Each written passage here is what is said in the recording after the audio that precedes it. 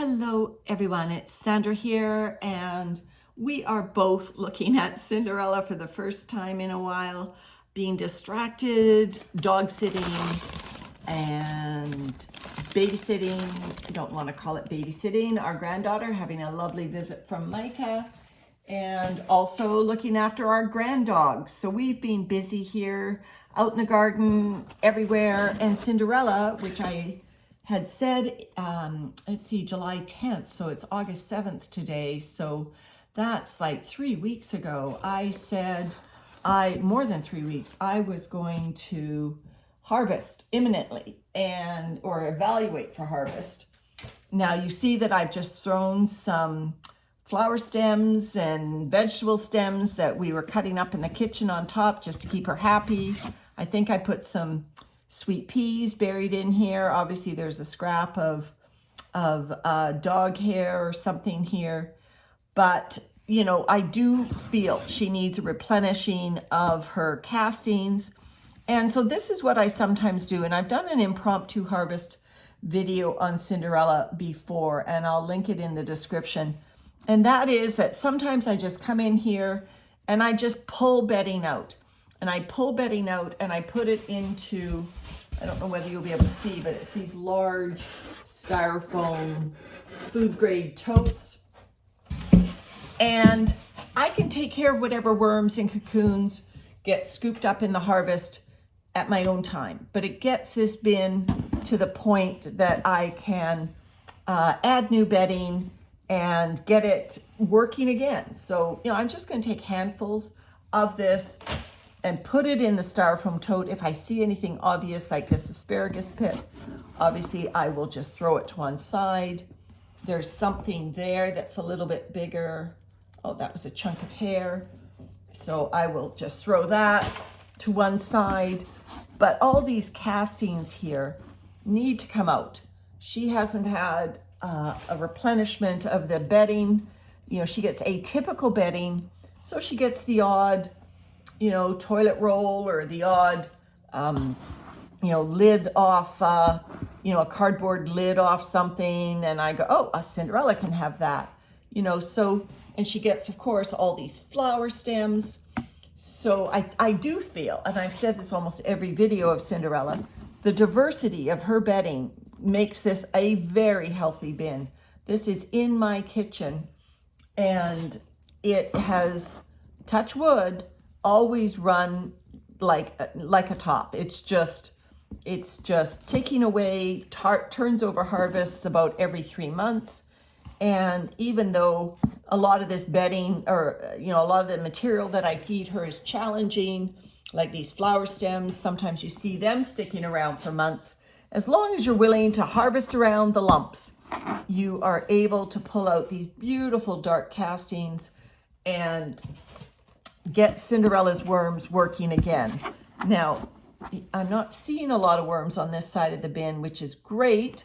I didn't do this intentionally, I can assure you, but I would imagine that most of them are hanging out under those flower stems.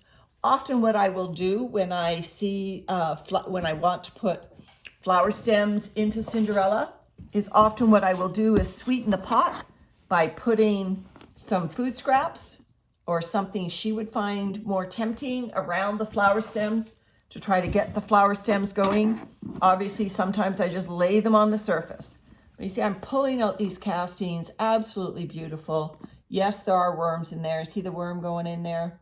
Yes, there will be worms in these castings, but I will take care of them. I will take care of them over the next month or so before getting these castings out to the garden.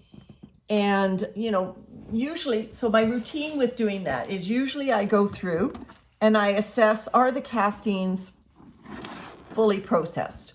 If the castings are not fully processed that I pull out, I leave a lot of the worms in there and I just ignore the bin for maybe 3 weeks. Feed it if it needs feeding, but if it's got unprocessed material, I want them to eat that. And then I start pulling the worms out. But this material looks fairly, well, it is finished. The only identifiable lumps are things that are going to take longer to process anyway. And so, sorry about jiggling around. So, you know, they will sift out. But things that are going to turn into castings have already turned into castings. So I'm just pulling it out. And so what I will do now is I will go through those castings. I'll go through my cache of castings that I've pulled out, and I will pull out the obvious adult worms, which won't take me long at all. I just, you know, fluff the bin, pull out the adult worms.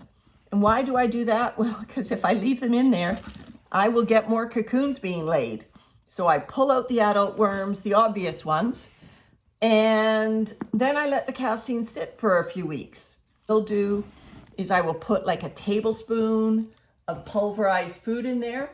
And that's basically for the juveniles that I missed when I pulled out the worms, as well as any emerging wisps out of cocoons. I'll put about a tablespoon of pureed food into the castings, and that will make it extra nourishment, as well as for the castings themselves. The castings are alive, and you know, just like when I store castings through the winter, you need to keep them moist and you need to keep them fed.